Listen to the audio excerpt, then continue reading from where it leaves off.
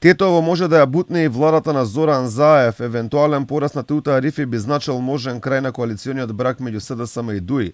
Политикологот Дженури Сенез Алфа вели дека Тетово е политички многу важна општина за албанското политичко крило и победа на Билал Касами би довела до голем револт кај ДУИ кој би значил рушење на владата и предвремени парламентарни избори. Да победи Касами во Тетово ќе дојде во прашање и животот на владата, односно опстанокот на владата. Мислам дека ДУИ ќе се револтира и можно е да се координират после и со Мицкоски, односно со ВМРО во некој пораз да одат на нови парламентарни избори, бејќи ДУИ има многу подобар резултат од албанската опозиција. Проблем за Заев е што во оваа општина капиталот за албанците ривали во вториот круг се владините коалициони партнери ДУИ БЕСА, па евентуална поддршка на еден кандидат може да доведе до лутина кај другиот, што може да влијае на стабилноста на владата.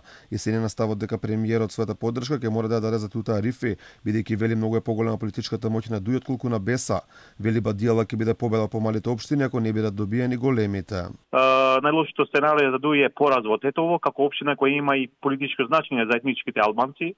А ако се дојде на тоа и евентуален пораз во Кујчево, тоа ќе значи пат за ДУИ покај тоа што победило во некои рурални општини. Јас мислам дека Заев не е во позиција да го ризикува опстанокот на владата. Мислам дека ќе го поддржи кандидатот на ДУИ, односно Теуте Арифи. Проблем за Заев и владата може да представува и албанската опозиција, од каде гласовите се очекува да се одлет кон Билал Касами, дека ќе дадат поддршка за БЕСА, најави Елми Азири од Алијанса за албанците.